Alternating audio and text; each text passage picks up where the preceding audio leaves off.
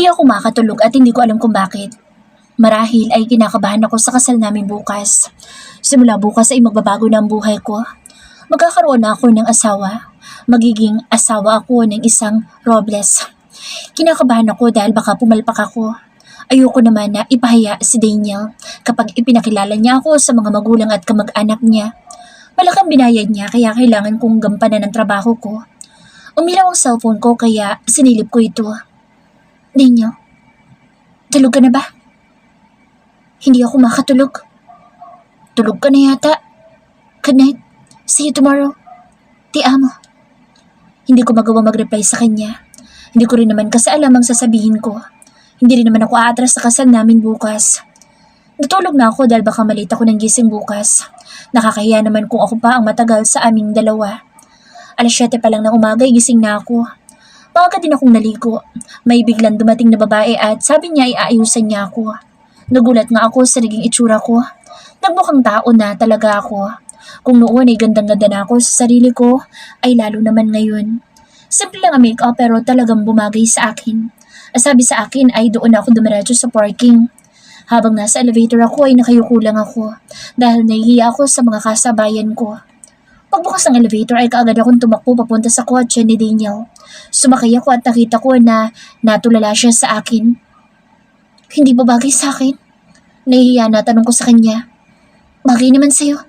Alis na tayo, baka maghintay pa ng matagal si Ninong. Sagot niya sa akin kaya nalaman ko na hindi talaga bagay sa akin. Pagdating namin sa isang bahay, ay may binigay sa akin na bulaklak. Napangiti ako dahil ang ganda nito. Pagpasok namin ay nagulat ako dahil nandito na ang pamilya niya. Ang buong akala ko ay kami lang dalawa ni Daniel pero kahit si Joy ay nandito. Hindi ko rin inaasahan na pati ang mga kapatid ko ay nandito din. Ang buong akala ko ay George ang magkakasal sa amin pero hindi pala. Parang totoong kasal talaga, kaso wala si inay. Tumayo si Daniel sa harapan habang ako'y naglalakad papunta sa kanya. Sobrang lakas ng kabog ng puso ko habang papalapit sa kanya. Ngayon ko masasabi na sobrang gwapo niya. Nang makarating ako sa harapan niya ay ngumiti siya sa akin kaya ngumiti din ako. Nagsimula ang seremonya. Pero halos wala naman akong naintindihan. Medyo nahihiya ako pero nang halikan ako ni Daniel ay hinalikan ko din siyang pabalik. Dapat pak na pak ang aktingan ko dito dahil ako dapat ang best actress. Masaya ako dahil kayo din na nagkatuluyan ni Daniel. Nakangiti na sabi sa akin ni Madam Sasha. Hindi ko rin po inaasahan, Madam. Nahihiyang sagot ko sa kanya. Don't call me, Madam. Tawagin mo akong Mommy o Mama. Asawa ka na ng anak ko kaya anak na rin kita. Okay po, Mommy. Nahihiyang sabi ko sa kanya. Ayan, mas okay. Nakangiting sabi niya sa akin. Namiretso kami sa bahay nila dahil doon daw ang salo-salo. Habang nasa daan ay tahimik lang kami, pareho. Habang masayang nag-uusap ang dalawa kong kapatid na nakaupo sa likuran. Napag-alaman ko rin na sa bahay pala ng lola nila kami kinasal. Matanda na ang lola niya, ganun din ang lolo niya. Makikita na may dinaramdam na ang mga ito. Pagdating namin sa bahay nila ay doon na nagsimula ang reception. Sa totoo lang ay hiyang-hiya na ako pero pinipilit ko pa rin na maging okay. Sorry, pabulong na sabi sa akin ni Daniel. Okay lang. Mahinang sagot ko sa kanya. Alam niyo, hindi talaga malambing ang kakambal ko. Pero ngayon napapatunayan niya na malambing siya, lalo na sa misis niya. Isang I love you naman dyan. Baka naman. Biglang sabi ni Danny. Shit. Narinig ko na saad ni Daniel. I love you! Sigawan nila kaya mas lalong uminit ang pisngi ko. I love you, baby. Nakangiting sabi sa akin ni Daniel. Ang lambing ng boses niya kaya bumilis ang tibok ng puso ko. Lalo namang naghihiyawan ng mga tao dito sa bahay nila sa narinig nila. Hinihintay din nila na ako naman ang magsabi ng I love you kay Daniel. Pasimple akong huminga ng malalim at humarap na ako kay Daniel at ngumiti ako sa kanya. I love you. Malambing na sabi ko sa kanya. Nakita ko na namula ang tangan niya pababa sa laig niya. Hindi ko alam kung nagagalit ba siya sa akin. Mas lumapit pa ako sa kanya. Galit ka ba? Hindi mo ba nagustuhan ang ginawa? Hindi ko na natapos ang sasabihin ko dahil hinalikan na naman niya ako sa labi. Tumigil lang siya nang sawayin na siya. Bro, mamaya na mukbangan. Nasa reception pa kayo. Pero ito palang regalo ko sa inyo. Natatawa na sabi ni Danny sabay abot ng isang sobre. Binuksan ni Daniel. Tumingin naman ako pero wala naman akong naiintindihan. Nagpasalamat si Daniel sa kakambal niya. Nagulat ako nang sabihin sa akin ni Daniel ang nakasulat doon. Plane tickets daw para sa honeymoon namin. Itong kasal namin ay para talagang totoo. Masyado silang nagbibigay ng effort. Nakapag-inuman si Daniel sa mga pinsan at kaibigan niya. Nabigla pa nga ako dahil biglang dumating si Ana. Masama ang tingin niya sa akin pero hindi ko na rin siya pinansin. Sa totoo lang ay naiinip ako kaya uminom ako ng mga alak na nakita ko. Hanggang sa nakaramdam na ako ng pagkahilo. Are you okay? Tanong sa akin ni Daniel. Bakit dalawa ka?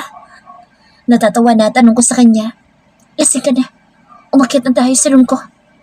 Anya sa akin. Gusto ko pang tikman lahat. Hindi ko pa nasusubukan ng mga alak doon, no? Baby, tara na. Bakit? Gagawa na ba tayo ng baby? Opo, kaya umakyat na tayo. Diba, hindi naman Ito na naman siya. Hinalikan na naman niya ako. Namimihasan na talaga siya. Pasalamat talaga siya dahil masarap siyang humalik. Hindi ko na malaya na nakarating na pala kami dito sa silid niya. Inilapag niya ako sa kama niya. Ang gwapo mo ngayon. Wala sa sariling sabi ko sa kanya. Talaga? Gwapo ako? Rinig kong tanong niya sa akin. Gwapo ko naman talaga. Thank you sa lahat ng tulong mo sa amin na. Tatanawin ko yun na malaking utang na loob. Kaya magtatrabaho ko na maayos para hindi masayang binayad mo sa akin. Matulog ka na. Nakangiti na sabi niya sa akin sabay halik sa noo ko. Ikaw, hindi ka pa ba matutulog? Babalik ako dito mamaya. Sabi niya sa akin. Okay. Sagot ko sa kanya at pumikit na ako dahil ang bigat na ng talukap ng mga mata ko. Nagising ako dahil ramdam ko na may humahalik sa leeg ko. Nang imulat ko ang mga mata ko ay agad na bumungad sa akin ang gwapong mukha ni Daniel. Anong ginagawa mo? Kinakabahan na tanong ko sa kanya. Gusto kitang angkinin, pero alam kong mali. Sagot niya sa akin, saka siya humiga sa tabi ko. Medyo lumayo din siya sa akin. Umusog ako sa kanya at niyakap ko na lang siya. Napangiti ako dahil niyakap din niya ako. Tumingala ako sa kanya at sinalubong niya ako ng isang mapusok na halik. Lumaban ako sa kanya ng halikan hanggang sa hindi ko na malaya na nakapatong na siya sa akin at wala nang pang itaas na damit. Tumingin siya ng diretso sa mga mata ko bago niya ako ulit hinalikan sa labi. Kapag hindi pa tayo tumigil ay baka hindi ko na mapigilan ang sarili ko. Titiisin ko na lang ang sakit ng puson ko. Saad niya sa akin. May pwede ba tayong gawin? Wala sa sariling tanong ko sa kanya. Meron. Sagot niya sa akin kaya bigla akong kinabahan. Madidiligan na ba ang patchoy ko? Diyos ko, ready na ba ako? Wala sa sariling dumako ang mga mata ko sa bukol na nasa gitna niya. Naging makasalanan na talaga ang mga mata ko. Parang gusto kong tawagin ang lahat ng pwede kong tawagin para lang humingi ng tulong. Parang hindi ko kaya. I want to backing in or backing out. Tama naman siguro ang Englishin ko. Karen, nasa delikadong sitwasyon ka na pero nag-i-Englishin ka pa. Saway ko sa sarili ko. Pero bahala na si Batman kung mabibiyak ng pakwan. Ay, wala na akong magagawa. Daniel, wait. I changed my mindset. Pigil ko sa kanya. What? Nakakunot ang noon na tanong niya sa akin. Sabi ko nagbago ng isip ko. Backing out na ako. Wala naman dito sa kontrata natin. Baka kasi ma-juntis ako, kawawa ang bata. Nahihiya na sabi ko sa kanya. Baby, hindi naman tayo gagawa ng baby. May gagawin lang tayo pero hindi ko naman ipapasok sa loob mo. Payag ka ba? Tanong niya sa akin. Seryoso ka ba? Baka nilililang mo lang ako at bigla na lang lumubon tiyan ko. Hindi na ito nagsalita kaya tumingin ako sa kanya. Seryoso ang gwapo niyang muka kaya kinakabahan ako. May kakaiba kasi sa tingin niya sa akin. Dahan-dahan siya lumapit kaya napalunok ako. Bigla ako nauuhaw dahil nakakaramdam ako ng sobrang init. Hanggang sa inilapat na niya ang labi niya sa labi ko. Napapikit ako dahil kakaiba ang paraan ng halik niya. Puno ng pag-iingat kaya pinaikot ko sa leeg niya ang mga braso ko. Nakadagan siya sa akin pero hindi naman ako nabibigatan. Ang init ng pakiramdam ko na parang hindi ko kayang kontrolin ang sarili ko ngayon. Bumaba ang halik niya sa leeg ko pababa sa dibdib ko. Pero pinigilan ko siya dahil ang liit lang ng dibdib ko na nilait pa niya noong mga nakaraan. Huwag na dyan. Diba sabi mo maliit yan? Skip mo na yan. Wala sa sariling sabi ko sa kanya. I love them. They're perfect for me. Sagot niya sa akin. Hindi na ako sumagot at iniyaan ko na lang siya. Ang bilis niya dahil naubaran na niya ako nang walang kahirap-hirap. Napangiti ito kaya inirapan ko siya. Nanlaki ang mga mata ko nang hubarin niya ang damit niya at wala siyang itinira kahit na isa. Literal na lalaki talaga ang mga mata mo kapag nakita mo ang kanya. Normal na tao ba siya? Mas malaki pa yata ito sa patola na patinda ni Amelia. Diyos ko, mukha pa itong fresh. Kagad ako umiwas ng tingin dahil masyado ako nag-e-enjoy sa view. Kapag ito pumasok sa akin, baka bigla akong mahimatay. Sira talagang akin. Pinagpapawisan na rin ako kahit na nakabukas ang aircon. Hindi ko na paghandaan ang sumunod na nangyari dahil kinuha niya ang kamay ko at inilagay niya sa malaki niyang patola. Ay! Malaking patola! Nagulat na saad ko. He wants to play with you. Nakangisi na saad niya sa akin. Play with me? Ayoko. Nakakatakot naman yan. Ganyan mo talaga kalaki at kahaba yung ano mo. Tapos nakatayo pa. Tingnan, baka pwede naman natin itong pag-usapan pa. Narinig ko siyang tumatawa na para bantuan-tuwa siya sa akin. Ang inosente ng baby ko. Akala ko pa naman nakakita ka na ng ganito. Sabi niya sa akin, hindi pa. Virgin pa ako, no? So, kung hinayaan kita na sumama sa lalaking ulupong na iyon, siya ang magiging first experience mo? Tiimbagang natanong niya sa akin. Tumango ako para sumagot. Shit. Matulog na tayo. Sabi ko sa kanya dahil parang galit siya. Not yet, baby. Sabi niya sa akin at mabilis na inanggin ang labi ko. Bakit mo sinira? Nagulat na tanong ko nang sirain niyang panty ko. Ayoko na kasing ibaba. Sana sinabi mo para ako nang gumawa. Ilang buwan ko yung hinulugan kay Bombay tapos sisirain mo lang. Naiinis na sabi ko sa kanya. Simula ngayon ay hindi ka na maghuhulugan dahil ibibila kita ng isang truck na panty. Sira ulo ka ba? Isang truck? Anong gagawin ko dun? Reserva, tuwing sisirain kong panty mo. Nakangisi na sagot niya sa akin. Napatampal na lang ako sa noo ko. Kakaiba talaga itong lalaking ito. Sinasabi ba niya na hindi ito ang una at huli dahil marami pang kasunod? Bigla yatang sumakit ang ulo ko sa mga ginagawa niya. Nagising ako nang may mabigat na nakapatong sa katawan ko. Nang imulat ko ang mga mata ko ay bumungad sa akin ang gwapong mukha ng asawa ko. Kay sarap isipin na asawa ko pero fake wife lang naman ako. Kaya gwapong mukha na lang ng boss ko. Nakayakap ang kamay ko at isang binti niya sa katawan ko. Biglang uminit ang pisngi ko noong maalala ko ang ginawa namin kagabi. Bigla akong nakaramdam ng hiya dahil nilapa lang naman niya ako. Ramdam ko rin ang init ng katawan niya dahil pareho kaming walang saplot sa katawan. Parang kailan lang nag-aaway pa kami pero ngayon nagyayakapan na. Pero mas okay pa rin sa akin na masungit siya. Ang hot niya kapag ganoon pero ang pangit naman yata na pinupuri ko siya. Baka mamaya ma-inlove pa akong bigla sa kanya. Inilis ko ang kamay niya sa bewang ko. 6:00 pa lang ng umaga at may pasok pa ako sa trabaho. Bumangon na ako at pumunta na sa banyo para maligo. Paglabas ko itulog pa din siya. Nagbihis ako at mabilis na bumaba para umalis na. Anak, saan ka pupunta? Tanong sa akin ni Madam. Sa trabaho ko po. Sagot ko sa kanya. Mag-almusal ka muna. Nakangiti na sabi niya sa akin. Okay lang po ba kung doon na lang po sa trabaho ko? Sorry po. Mommy, malilate na po kasi ako. Nahihiyang sabi ko sa kanya. Okay lang anak, magbaon ka na lang ng sandwich para kainin mo habang nasa biyahe. Nakangiti na sabi niya sa akin. Thank you po. Pasasalamat ko kay Madam. Pagkabigay niya sa akin ng baon ko ay kaagad akong umalis. Sumakay ako sa jeep papunta sa academy. Habang busy ako sa trabaho ay bigla na lang akong pinatawag ni Daniel. Ako daw ang magdadala ng pagkain niya. Hindi naman ako kinulit o biniro ni Joy dahil alam niya na sekreto lang dapat namin iyon. Hinanda ko naman ang pagkain niya bago ako pumunta sa opisina niya. Inayos ko din muna ang sarili ko bago ko siya pinuntahan. Hawak ang tray na may lamang pagkain ay dumiretso ako papunta sa opisina niya. Hindi na ako kumatok at binuksan ko na lang kaagad ang pinto. Nagulat ako dahil nandito na naman ang maganda niyang estudyante. Seryoso silang nag-uusap ni Daniel. Nakatayo lang ako dahil nahiya naman ako istorbohin sila. Pero dahil nangangalay na ako ay hindi ko na mapigilan na ilapag sa mesa niya ang pagkain. Labas na po ako. Paalam ko sa kanya. Leave, sabi niya sa akin. Hindi na ako nagsalita at pinihit ko na ang doorknob pero nagulat ako na magsalita ulit si Daniel. Not you. Miss Gonzalez, you can leave now. And you, hindi ka pwedeng umalis dahil maglilinis ka pa ng opisina ko. Hindi ko po yung trabaho. Naiinis na sagot ko bago ako lumabas. Medyo naiirita ako sa boses niya. Ginawa na talaga niya akong katulong. Tagalinis dito hindi ko naman yung trabaho. Kainis siya. Kala ko ba asawa ko? Sira ulo na nga yata ako dahil ito na naman ako. Filler na talaga ako sa asawa na word. Ilang ulit ba dapat ipaalala sa'yo na fake wife ka lang? Karen? Paalala ko sa sarili ko. Nainis pa ako dahil mahirap alisin sa daliri ko ang singsing. Parang lalong sumisikip sa daliri ko. Sinabon ko kanina para sana alisin.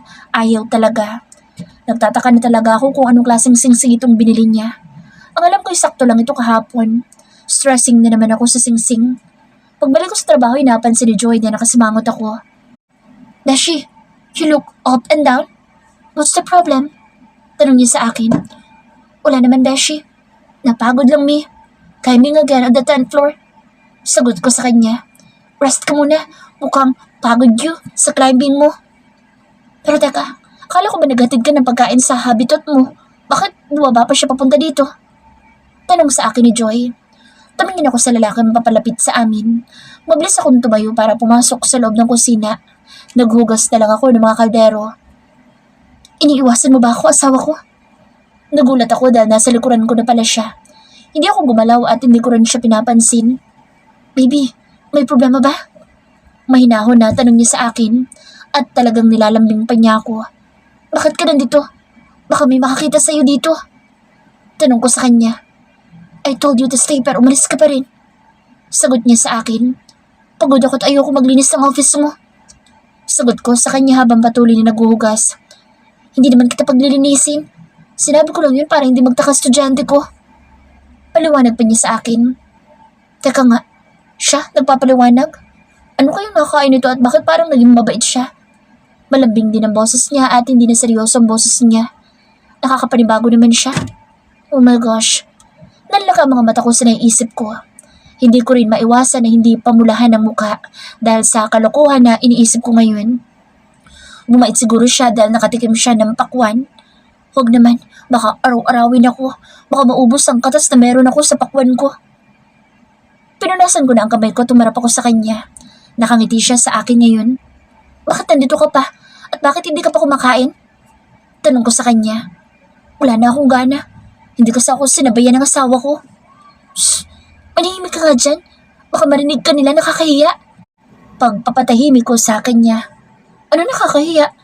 Nahihiya ka ba na akong asawa mo? Maang naman ako napatingin sa kanya. Sira ulo talaga siya. Iniisip ko nga siya dahil napapahiya siya kapag nalaman nila na akong asawa niya. Ayoko lang na pag-usapan ka nila. Mapapahiya ka kapag nalaman nila na akong asawa mo. Peking Hindi ko na natapos ang sasabihin ko dahil hinalikan niya ako. Gusto ko siyang itulak pero hindi ko magawa dahil natatakot ako na madumihan ang damit niya. Sabay tayo mamayang umuwi. Nakangiti na sabi niya bago umalis. Naiwan naman akong hindi makagalaw. Pasaway talaga siya. Sabay kami. Ngayon palang kinakabahan na ako sa mangyayari sa akin. Kagabi muntik nang nabiyak ang pakwan kaya hindi ako sigurado kung kaya ko bang panindigan ito. Masyado siyang hot at sa tingin ko ay may taglay akong karupukan sa katawan para mapasunod niya kaagad. Aray! Napahiyaw ako dahil napalakas ang sampal ko sa sarili ko. Beshi, ano nangyari sa'yo? May lamok kasi na dumapo sa pisngi ko. Sagot ko sa kanya. Alam mo, Beshi, mukhang may gusto sa'yo asawa mo. Biglang sabi sa akin ni Joy. Beshi, huwag ka maingay. Saka hindi yun magkakagusto sa akin. May ibang type yun.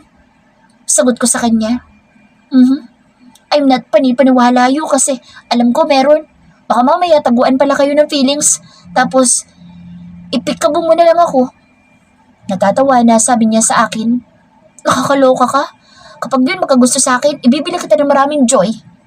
Sabi ko sa kanya. Ayoko ng joy. House and lot gusto ko. Charis. Basta kahit wala kang ibigay, ay talaga alam ko na kayo magkakatuluyan. Sabi pa niya sa akin. Tumawa na lang ako kasi alam ko na makulit itong kaibigan ko. Nang sumapit ang uwian namin ay mabilis akong lumabas pero nakaabang na sa akin si Daniel. O kung wala akong takas sa kanya. Ayoko pa naman sanang sumabay sa kanya pero naghihintay na siya sa may bungad pa lang ng kantin. Karen, takbo! Utos ng isipan ko sa akin pero itong mga paa ko ay hindi gumagalaw. Nagmamadali ka yata asawa ko. Di ba sabi ko sa'yo na sabay tayo? Biglang sabi niya sa akin at alam ko na iniinis lang niya ako. Hoy, manahimik ka nga dyan. Nakakairita ka.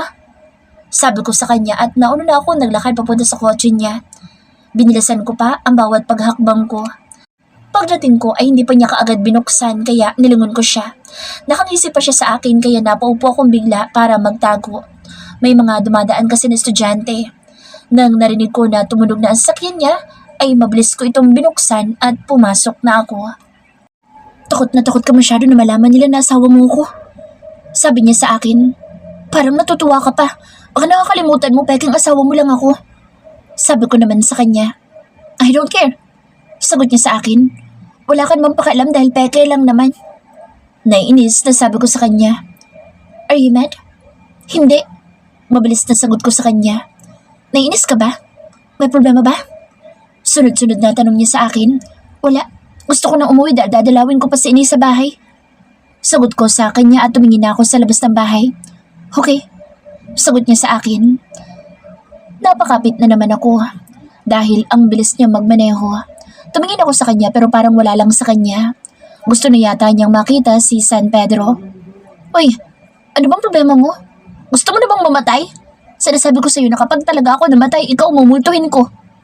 Sigaw ko sa kanya. Di magmultuhan tayo. Sagot pa niya sa akin.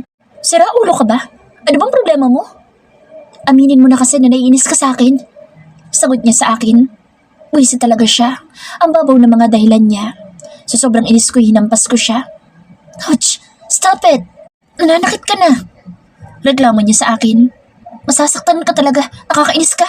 Kung gusto mo nang mamatay, mauna ka na lang. Huwag mo akong idamay. Hindi pa ako mamamatay dahil wala pa akong naiiwan sa'yo. Nakangisi na sabi niya sa akin. Anong iniiwan? Nagtataka na tanong ko sa kanya. Wala. Tumigil ka na. Kada hampas mo isang anak ang kapalit. Sabi niya sa akin at bumagal na ang pagmamaneho niya. Tumigil din ako sa paghampas sa kanya. Inirapan ko siya at tinuon ko na lang ang atensyon ko sa labas. Tahimik kaming pareho hanggang sa bigla niyang hinawakan ang kamay ko. Nagulat ako kaya nilingon ko siya pero kalmado pa rin itong nagmamaneho. Hinayaan ko na lang siya hanggang sa makarating kami sa kondo niya. Ito ang unang araw namin dito bilang mag-asawa. Sabi niya ay magkasama kami sa isang kwarto kaya doon ako pumasok. Hindi ko inaasahan na babaguhin niya ang setup ng kwarto niya. Kung noon ay kulay black, ngayon naman ay pink at black na. May mga gamit din ako na nakalagay sa isang side. Nang lumingon ako sa kanya ay kaagad siyang pumasok sa walk-in closet niya, kaya napangiti naman ako. Siguro nahihiya lang siya sa akin. Paglabas niya nakabihis na ito. Isang sando at boxer short lang ang suot niya. May inabot siya sa akin na damit. May mga gamit ka na rin dito. Pwede mong ayusin ang setup kung hindi mo nagustuhan. Silid mo na rin ito simula ngayon. Welcome home, my wife. Nakangiting sabi niya sabay hapit sa bewang ko. Niya, hindi mo naman ito kailangang gawin. Sabi ko sa kanya. Lahat ng pwede ko ibigay sa'yo, ibibigay ko. Pero anong ipabayad ko sa'yo? Maging mabuting asawa ko. Bakit? Dahil yun ang trabaho mo, diba? Pilit akong ngumiti sa kanya. Tama ka. Trabaho ko ngayon. Magbibista muna ako para makapagluto na ako sa hapunan.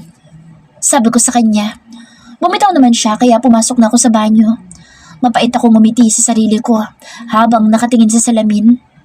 Kaya mo to, Karen? Ito naman talagang trabaho mo. Para kay Inay. Kaya ko to. Saad ko sa sarili ko bago ako lumabas sa banyo. Paglabas ko ay wala siya dito sa silid namin. Paglabas ko ay wala din siya kaya naisip ko na saan kaya siya nagpunta? Pumunta na lang ako sa kusina para magluto. Pagkatapos ko magluto ay saktong pabalik niya at kasama na niya si Ana. Pumasok ulit ako sa silid namin para magbihis. Kinuha ko ang wallet ko dahil pupunta pa ako kay Inay. Hindi na muna ako pumasok sa bar dahil bala ko na doon sa ospital matulog. Naglagay ako ng mga damit ko sa bag ko bago lumabas para magpaalam sa kanya. Alis na ako. Paalam ko sa kanya. Hindi ko na hinintay ang sagot niya. Hindi na rin ako kumain ng hapunan. Kaagad ako lumabas sa unit niya at mabilis na sumakay sa elevator. Bumiyahe ako papunta sa ospital. Pagdating ko ay napangiti ako dahil gising na si Inay.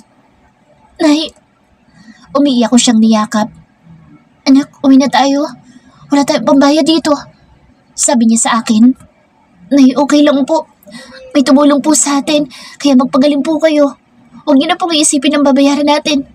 Magtatrabaho po ako na mabuti para sa inyo. Nakangiting sabi ko sa kanya. Salamat, anak. Umiiyak na sabi niya kaya pinunasan ko mga luha niya. May dala po kong prutas sa inyo. Nakangiting sabi ko sabay kuha ng isang orange. Anak, okay ka lang ba? Baka masyado mo pinapagod ang sarili mo sa pagtatrabaho. Nay, hindi po. At si Daniel na po ang boss ko. May niya po ako. Pagsasinungaling ko sa kanya. Hindi ka ba nahihirapan? Hindi po dahil pinayagan po niya ako magtrabaho pa rin sa kantin. Pero magpahinga ka din anak. Kilala kita. Matigas ang ulo mo at masyado mong pinapagod ang sarili mo. Anya sa akin. Nay, mahal na mahal po kita at ang lahat ay kaya akong gawin para sa inyo. Nakangiting sabi ko sa kanya. Kaya napakaswerte ko talaga sa'yo. Nakangiti na siya ngayon kaya napangiti din ako. Opo, swerte talaga kayo. Nakangiti na sagot ko sabay biro kay inay. Inasikaso ko siya at inayaan ko ang caregiver na magpahinga. Ako naman ay hindi makatulog. Tulog na silang dalawa samantalang ako, heto, nakatingin sa screen ng phone ko. Napangiti ako dahil ginawa kong wallpaper ang picture ko kahapon. Natutuwa ako tuwing naalala ko na minsan sa buhay ko ay nagmukha akong tao. Simple lang ang make-up pero lumitaw ang lahing banyaga ko. Ano kayang ginagawa niya ngayon? Tulog na kaya siya? Si Ana kaya? Doon rin ba siya natulog? Magkatabi kaya sila? Tanong ko sa sarili ko. Naalala ko kasi bigla si Daniel. Kaya sa mag-isip ay pumikit na lang ako para matulog na. Maaga akong nagising para pumasok sa trabaho. Dito na ako naligo sa ospital. Nagmamadali ako nagpaalam kay inay na papasok ako sa trabaho. Habang palabas ako sa entrance ay nakita ko si Rain kaya napangiti naman ako. Karen, nakangiti na tawag niya sa akin. Rain, good morning. Nakangiti na sabi ko sa kanya. Bakit ka nandito? Tanong niya sa akin. Nandito kasi si inay. Sagot ko sa kanya. Kaya pala wala kayo sa bahay niyo. Dadalawin ko na lang siya. Sabi ka na sa akin. Alok niya sa akin. Naku, wag na. Mag-jeep na lang ako. Sagot ko sa kanya. Sabay ka na. Huwag ka na makulit. Nakangiti na sabi niya. Sige. Nakangiti na lang nasagot ko sa kanya. Naisip ko na ngayon na rin siguro ang tamang oras para sabihin ko sa kanya na tumigil na siya sa panliligaw sa akin. Umangkas ako sa motor niya hanggang sa makarating kami sa academy. Habang tinatanggal niya ang helmet sa ulo ko ay nakangiti siya sa akin. Rain, may sasabihin sana ako sa'yo. Panin mo lang sabi ko sa kanya. Ano yun? Tumigil ka na sa panliligaw mo sa akin? Sabi ko sa kanya. Alam ko na nagulat ko siya pero wala akong magagawa. Sinabi ko sa kanya ang tunay na dahilan para alam niya at hindi niya isipin na pinaasa ko lang siya. Maghihintay ako. Sabi niya sa akin. Mas mabuti na hindi. Baka kasi masaktan kita. Sabi ko sa kanya. Hindi ko malalaman hanggat hindi ko susubukan. Hihintayin kita kahit gaano pa katagal. Sagot pa niya sa akin. Ayoko kitang saktan, Rain. Okay lang. Hayaan mo lang ako na hintayin ka. Ikaw ba? Nagulat ako dahil bigla niya akong niyakap. Hindi ako nakakilos kaagad. Nahimas-himasan lang ako nang maramdaman ko na nag-vibrate ang phone ko na nasa bulsa ko. Kaya kaagad akong bumitaw sa pagkakayakap kay Rain.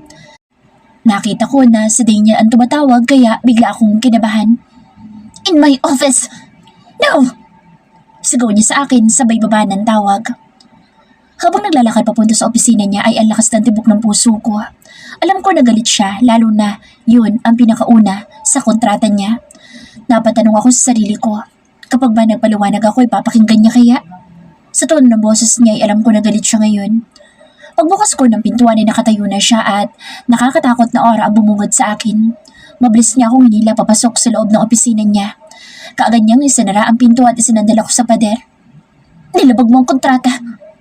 Ramdam ko ang galit sa boses niya. Alam ko. Sorry. Pumayag ako na sumabay sa kanya para na rin makausap siya na tumigil na. Paliwanag ko sa kanya. Titigil na ba siya? Galit pa rin ang tono ng boses niya. Sabi niya, Hindi ko na natapos ang sabihin ko dahil sa bigla na lang niyang inilapat ang labi niya sa labi ko. Hinalikan niya ako. Ramdam ko na naiinis siya. Wala sa sariling pinaikot ko ang braso ko sa leeg niya at hinalikan ko din siyang pabalik. Dahil sa ginawa ko'y naging banayad ang paraan ng paghalik niya ngayon sa akin. Mahinang napaungol ako dahil bumaba ang halik niya sa leeg ko. Ninya, may pasok pa ako. Mahinang bulong ko sa kanya. Tumigil naman ito at tumingin sa akin. Sana, yun na ang huling yung pag-uusap. Mapungay ang mga mata na sabi niya sa akin. Opo, yun na ang mali. Sige na, huwag ka na magalit. Kailangan ko na pumasok sa trabaho ko. Sabi ko sa kanya, "Can you stay a little bit?" Late na po ako. Nakangiti na sabi ko sa kanya, "I want more. Can you kiss me more?" Para matapos na tumingkayad ako ng konti para halikan siya pero saglit lang naman dahil may trabaho pa ako at ayoko na magtagal pa. Baka ano pang magawa namin kapag nagtagal ako. "Dadala na lang kita ng tanghalian mo mamaya." Nakangiti na sabi ko bago lumabas. Wala naman itong naging tugon na isara ko na ang pintuan. Sinulyapan ko muna siya sa huling beses at nakita ko na natulala pala ito. Lihim naman ako napangiti. Halik lang pala ang gamot sa galit niya. Kung ganyan siya lagi ay palagi ko lang siya hahalikan. Pilya naman ako napangiti sa mga naiisip ko. Minsan talaga itong utak ko kung ano-ano rin talaga ang naiisip. Para kasing sinasabi sa akin ng sarili ko na dapat lagi itong magalit.